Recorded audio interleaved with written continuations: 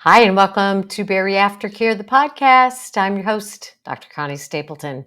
Today, we're following up with the episode we began last week, which was on the hows of happiness. And these hows of happiness are based on a book called The How of Happiness, a scientific approach to getting the life you want by Sonia Lubomirsky. That's a hard name to pronounce. Uh, I'm just going to put the link on the show notes and you can go find it yourself. Anyway, really great book. We all want to be happy. At least I want to be happy. Even though happiness, as you know, is not a consistent state. I don't think humans are made that way.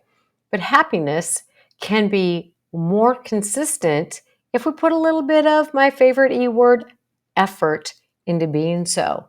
So, what this author has done is she has done a lot of scientific research. She studies in an area of psychology called positive psychology, which just has to be a good thing, right? Because they're looking for the things that make our lives better.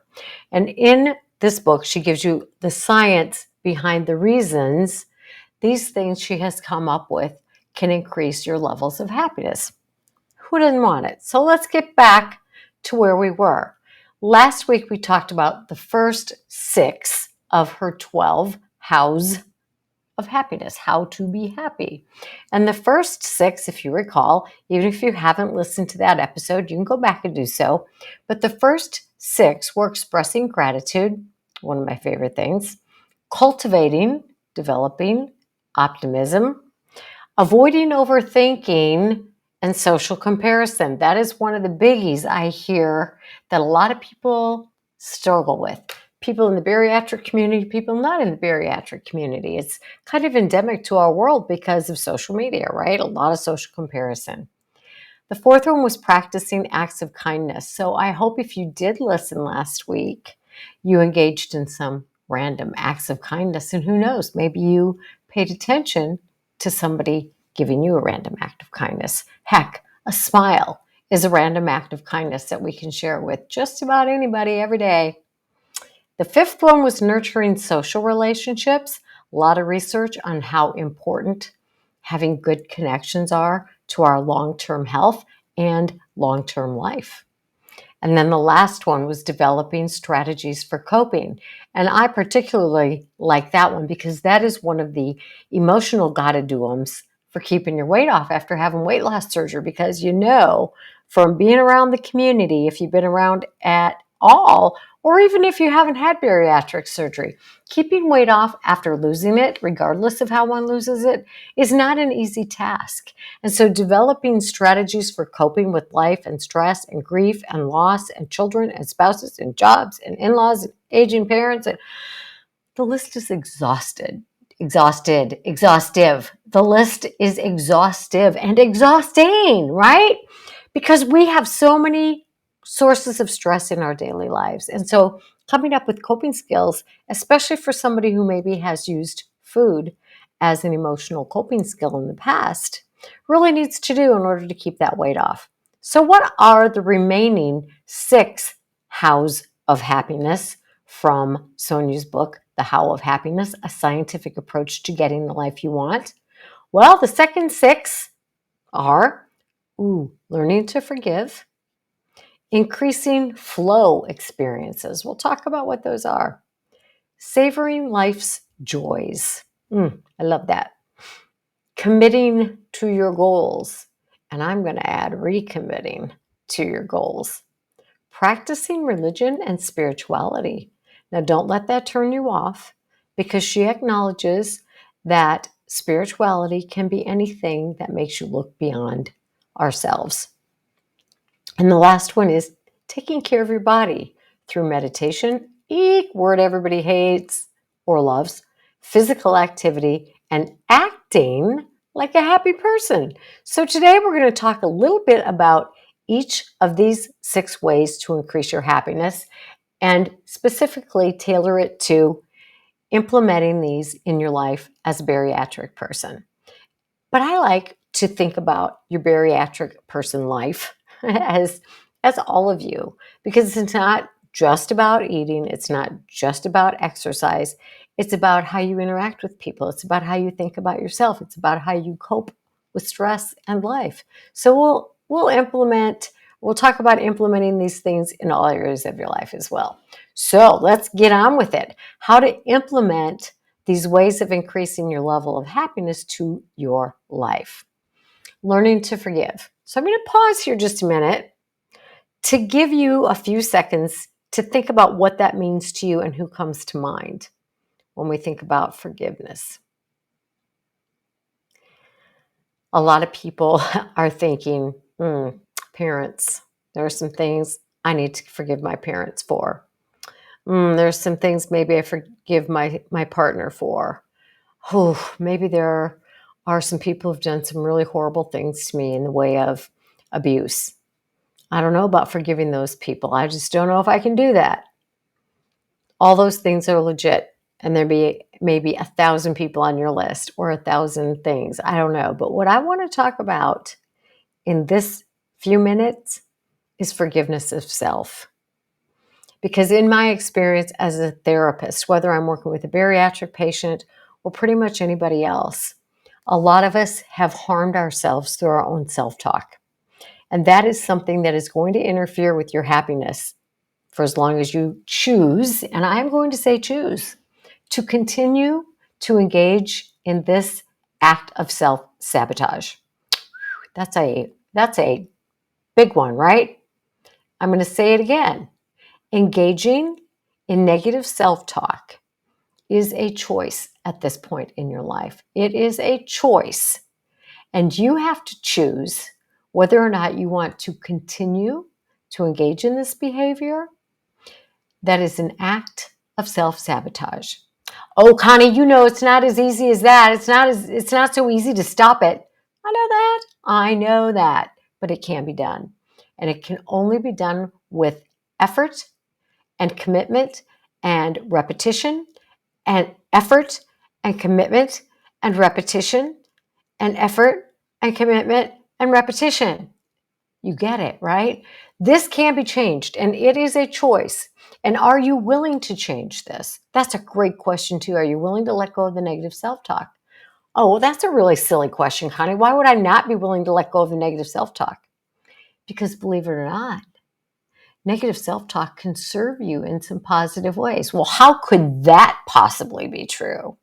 Well, if I continue to engage in negative self-talk, then maybe I'll convince myself it's not worth trying. If I continue to engage in negative self-talk, maybe I'll buy into the BS that I'm not capable of doing something. So if you want to change, one of the greatest influences you can have on your own change of direction in your life is changing how you talk to yourself. So let's start with this learning to forgive with self. So maybe start by forgiving yourself for all the times you have engaged in negative self-talk, and commit to yourself that you're going to put more effort into changing the negative self-talk when you're aware that you're doing it or when somebody points it out to you into something more positive. Forgive yourself for that. Maybe forgive yourself for the ways you continue to beat yourself up if you have a bad moment or a bad day.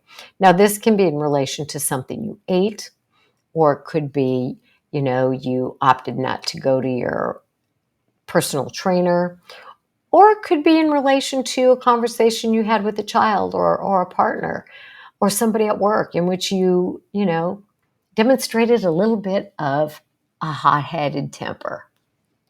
So forgive yourself as long as you make amends to the people, right? Forgive yourself as long as you've been willing to make amends to whoever you may have harmed through your talk.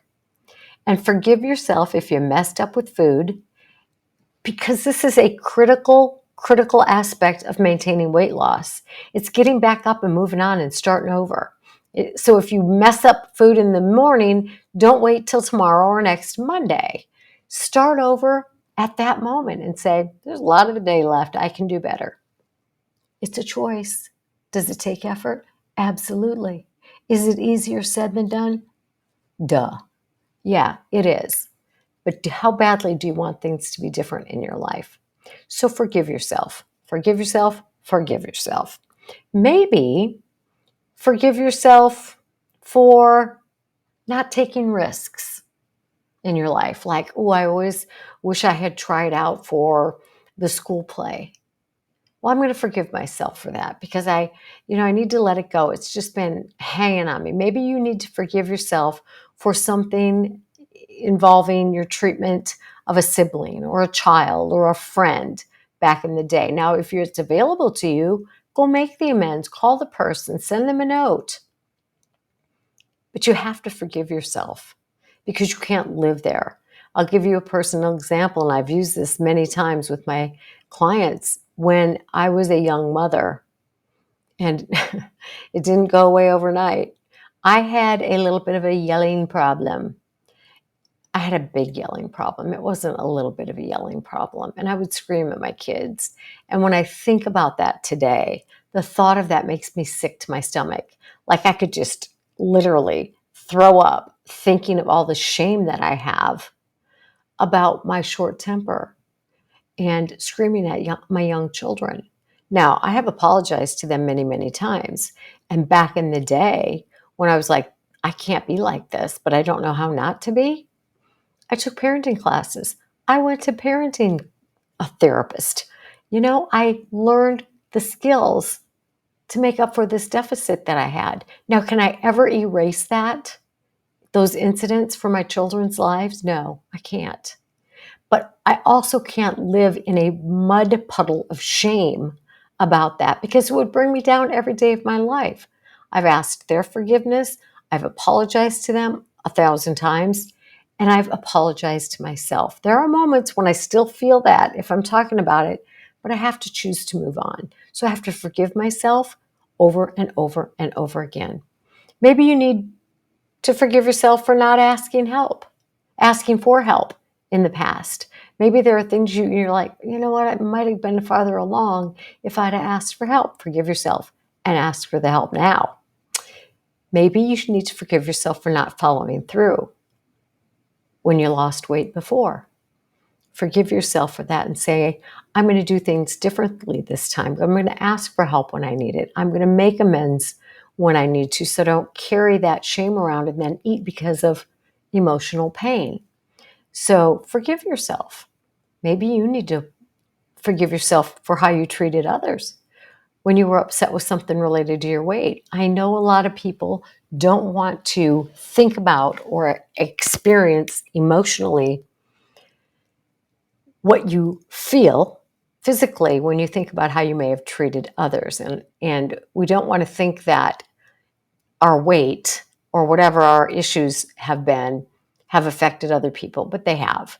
And so think about maybe you were upset because you gained some weight and then you were not your most pleasant self around your family. Forgive yourself for that and let them know you're aware that you have done that. So again, make your amends, ask for forgiveness, and forgive yourself.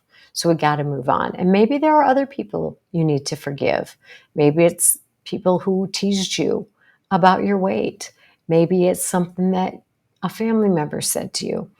That's a hard thing to do. I think it's easier to forgive ourselves than it might be to forgive others, or maybe not. I guess it depends on the situation or the circumstances that are yours.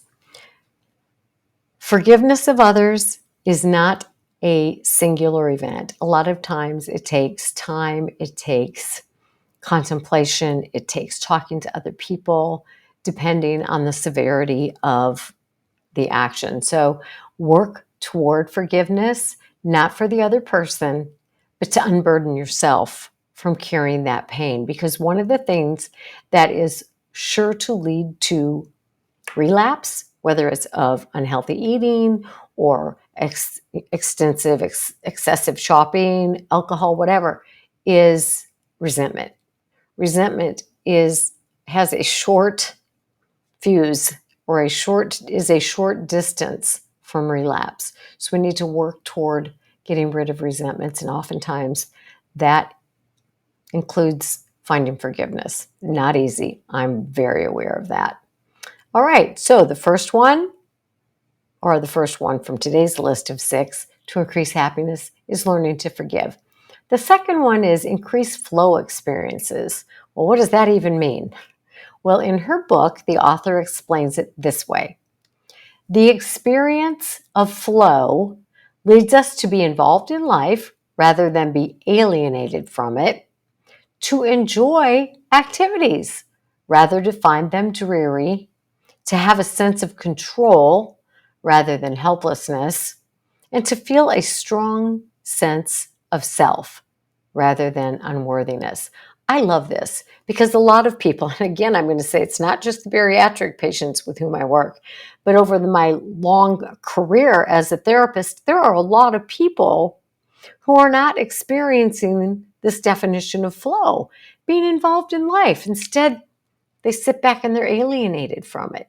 They don't enjoy activities. They feel dreary about them, like, oh, I have to go to that thing, or people are going to look at me when I'm there, and feeling like you have a sense of control rather than helplessness. This makes a lot of sense. If you were teased or bullied as a child, especially because of your weight or whatever, you had to have felt very helpless. If you experienced any kind of abuse as a child, you had to have felt very helpless. So there's a lot of helplessness in us due to circumstances growing up where we were helpless, but we're not anymore. And that's where we have to change the narrative. I am no longer helpless. And a strong sense of self. So, this unworthiness that a lot of us carry inside, and I mean a lot of us, we have to work, usually in therapy, to overcome some of this stuff because it's very deeply rooted. But here's how you can become in a life of flow, right? Flowing with the goodness of life and increasing your happiness. So maybe get yourself involved in some bariatric community activities. Maybe the center where you had your surgery has some activities where they get together in person beyond the support group, but maybe some fun activities. I used to be the president of the Alumni Association where I went to treatment, and we would have a dance every Friday night because people who are new into sobriety don't know how to have fun without alcohol. So we would have these awesome dances and there would be no alcohol or drugs. And people had to learn to socialize and be in flow, involved in life rather than alienated from it by participating in these things. So find some things to participate in. There are some amazing patient conferences in the bariatric world throughout the country. So look online and find them. There's Obesity Help, there's OAC, there's the Bariatric Society, there's Kelly and Mel from My Sleeve Life have the Just Be Yourself Awards. There are all kinds of wonderful events out there. So get online and find those, participate in them. They're a lot of fun. And what a great way to connect with people who are in your community and find support and all kinds of good information and education at these events from patients and professionals. Maybe you can increase your flow by taking responsibility and lead up a bariatric walking club, or maybe a singing group, or a knitting club, or a game night, or a book club. Find people in your community who are interested in doing the things that you're doing and learn to have some fun without the emphasis being on food. All right, start a bariatric family group. I'm all about diseases being family diseases. If somebody in the family has a disease, obesity being a disease, everybody in the family is affected by it.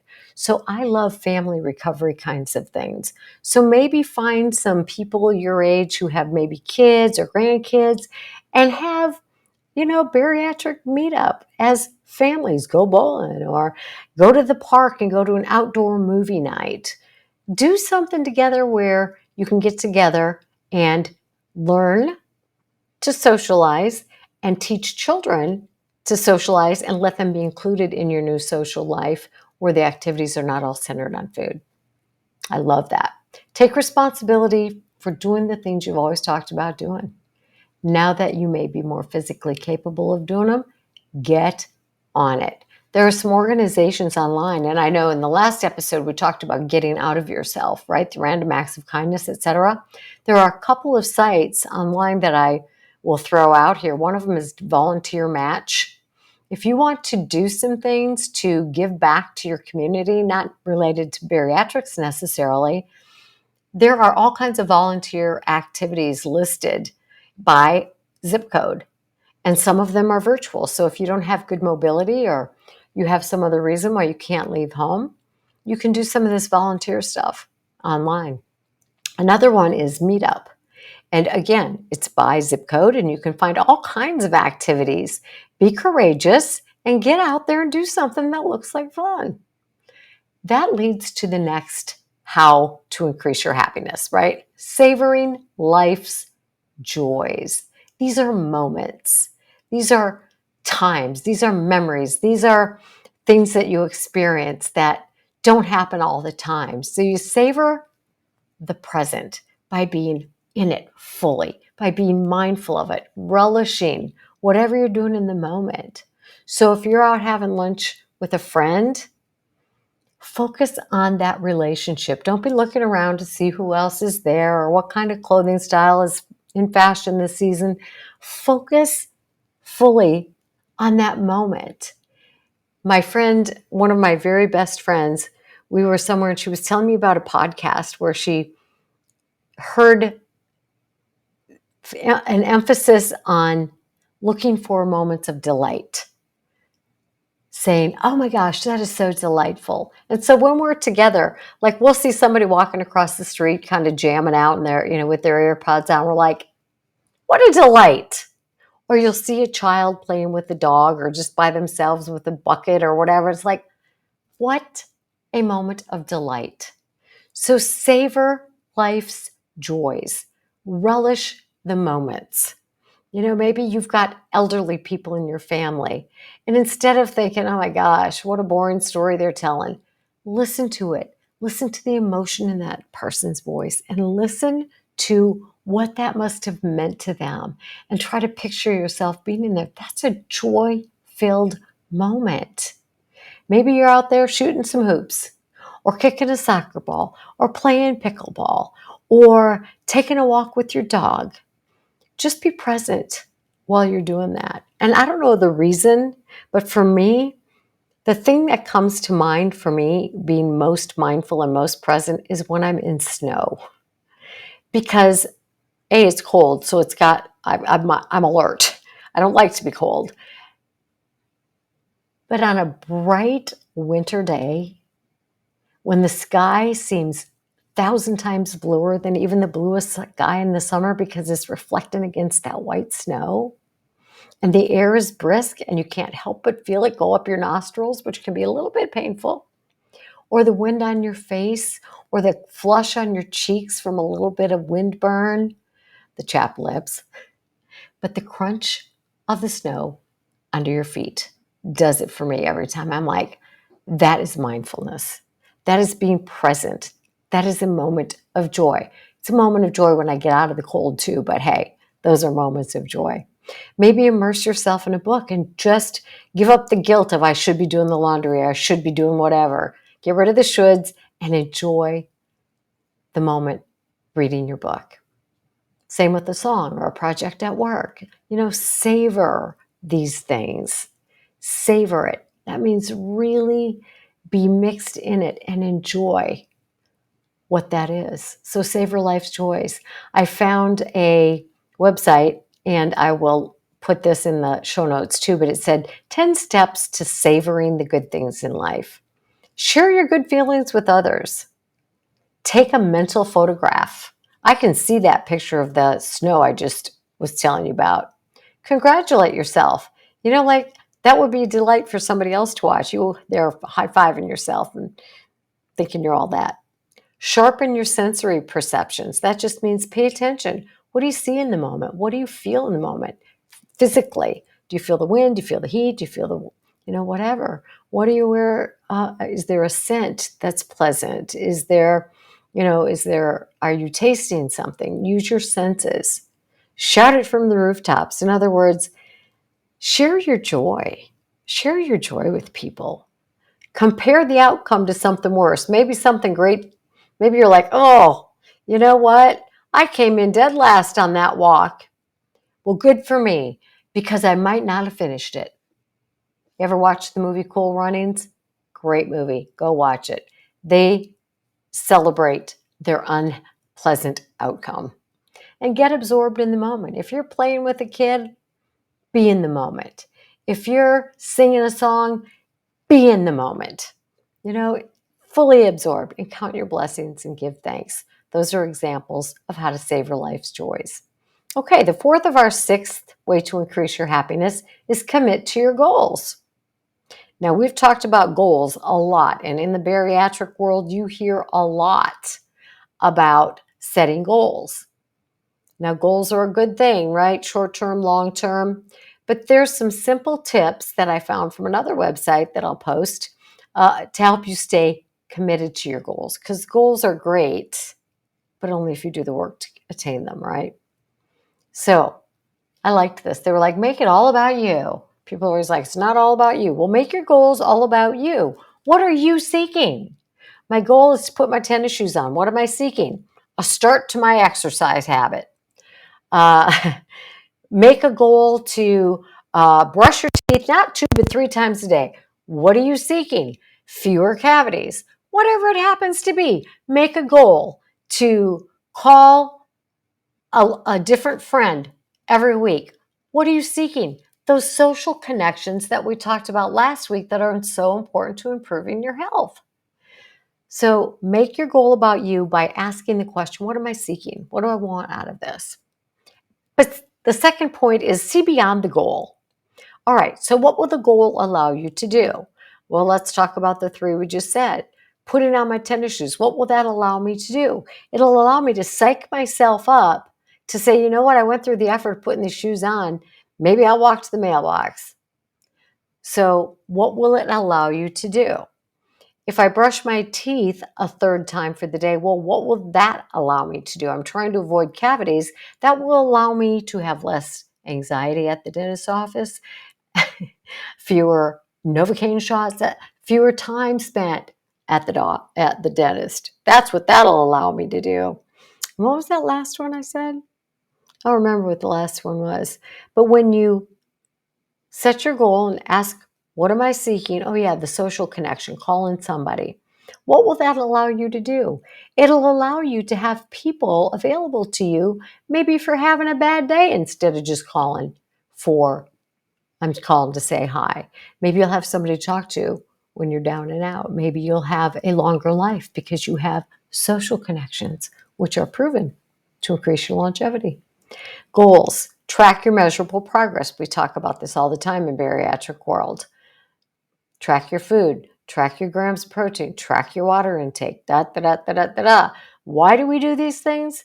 Because it allows you to celebrate you, which was in the prior thing about savoring the moments, right? Celebrate yourself. It's a delight. Look what I did. It increases your confidence. Set short-term goals because that increases your enthusiasm because you see progress, and celebrate every single win. I can't say this enough. I mean, it sounds silly to say, I'm going to celebrate putting my tennis shoes on. Well, if you haven't had tennis shoes on in 5 years, that's a big darn victory. Celebrate it because who knows where that could lead you. So look at the lasting impact. Look what you can do after completing a goal. Meaning, you know what? 6 months ago, I put on my tennis shoes. And now I walk 3 days a week. 6 months ago, I stepped foot into a swimming pool. And now I go to water aerobics 4 days a week. Now, who knows? Look at the lasting impact. What are you able to do with the weight loss now that you couldn't do at an earlier time in your life? It's great to look at the benefits and the long-lasting impact of putting forth the effort into your goals. Get more accountability. It's not just having an app to track things on. Accountability can be used in so many positive ways. And pair up with one of your kids. Honey, I'm going to tell you that I brushed my teeth for the third time today. And I'd like you to tell me when you've picked up the clothes off your floor. That makes for a win-win, right? It helps give your kid a reason to be accountable in you. And you can do this with friends, coworkers, partners, whatever, and plan wisely. Use the help of a coach or a professional or whatever you need so that you increase your commitment to your goals, which makes you happier, which makes you a better person to be around. So this isn't all just for you, my friends. All right, number 5, practicing religion and spirituality. So here's the deal. She says she wasn't sure how to approach this because, religion is a touchy subject for people. Spirituality can be a touchy subject for people. But what she says, and is true, and research supports this, is that practicing some sort of religion or spiritual practice or having beliefs can and does increase happiness. And there are a number of reasons why. Some of them include social support. Not everybody, but some people who belong to a church or a spiritual organization. I mean, AA is a spiritual organization, and you don't have to believe in God. So any kind of organization that focuses on a higher power or a better purpose than just you in the world, right? You have social support. And that is a really, really important thing. We talked about how social support and social relationships increase your happiness and increase your longevity. Having social support as you work to keep your weight off is critical. Having social support that can come from a spiritual community may be an added bonus. Being part of a spiritual, having a spiritual practice also provides deeper meaning. In other words, I'm really not the be-all and end-all of humanity or existence or of the bariatric world or of my family or of anything really, but I am a part of my family. I am a part of my community. I am a part of the world, and we all matter.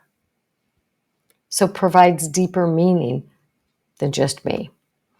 It also provides some meditative qualities, meaning just kind of slowing down, right?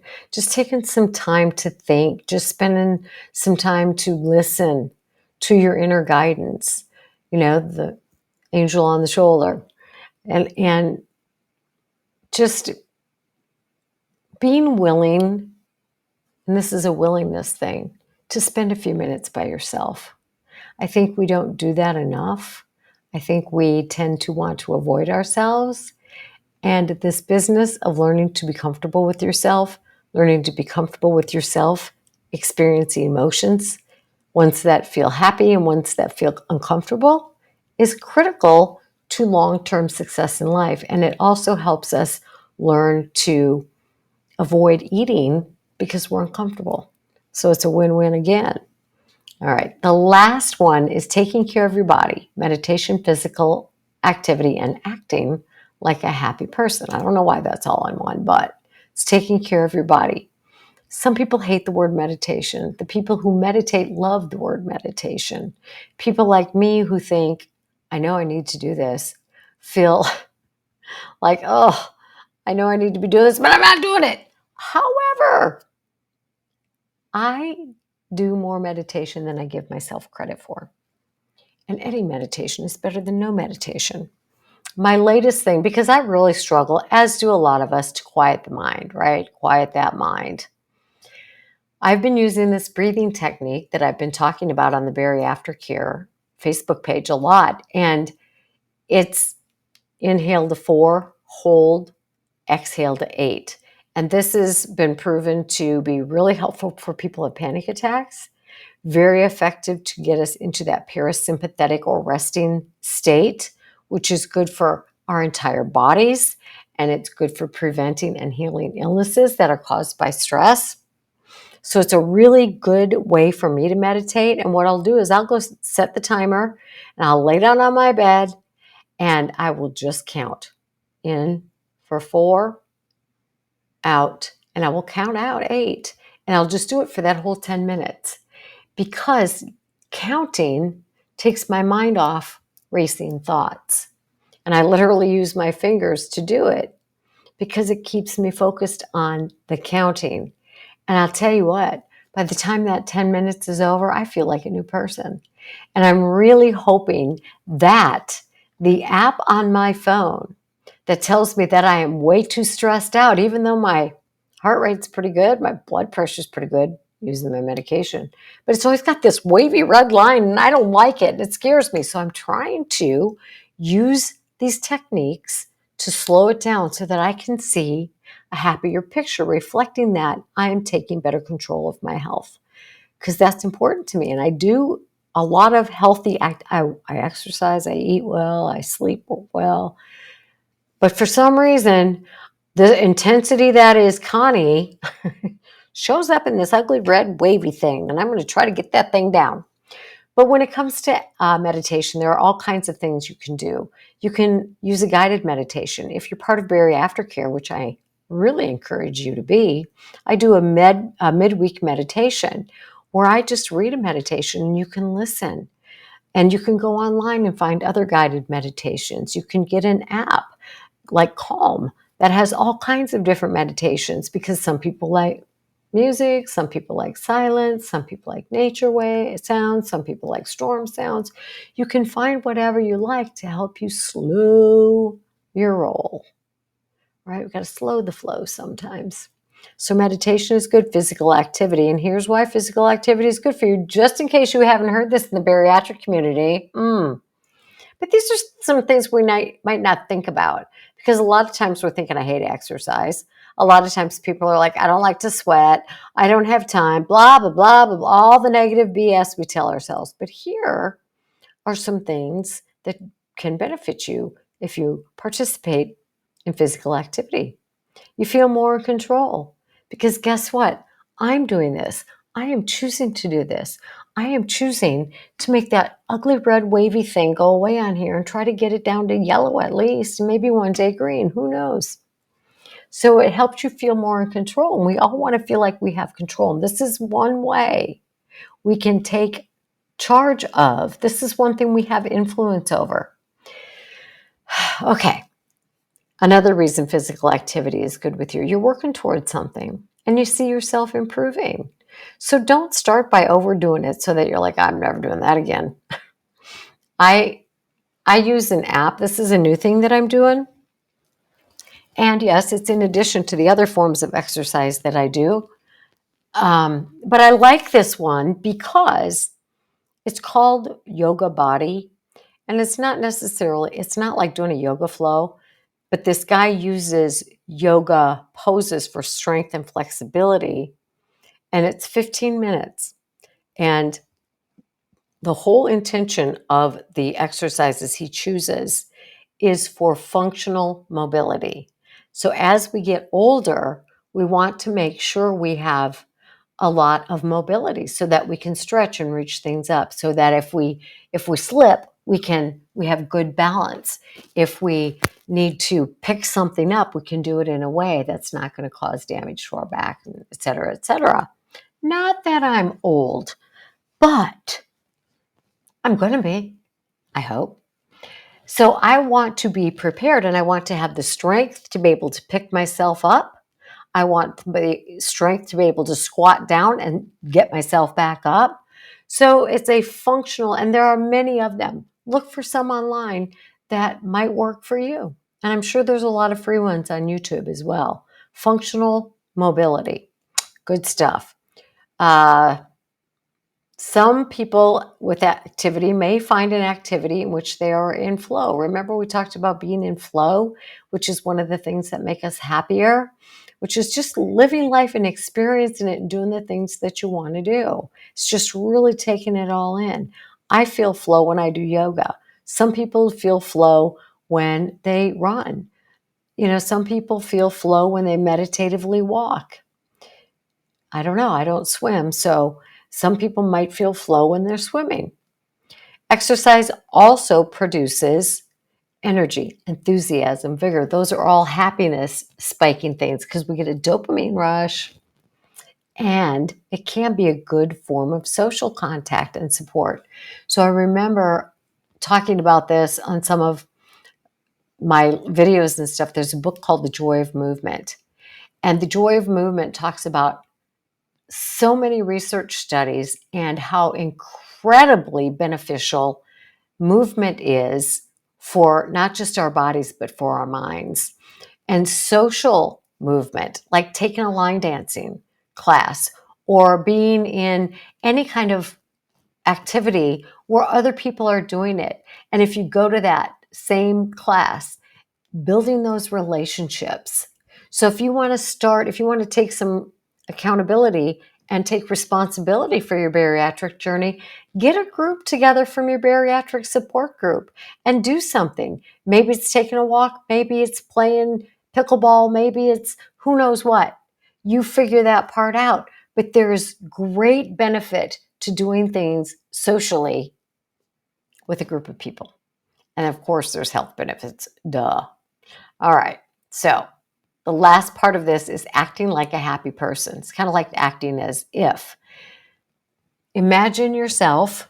There's a couple of ways to do this.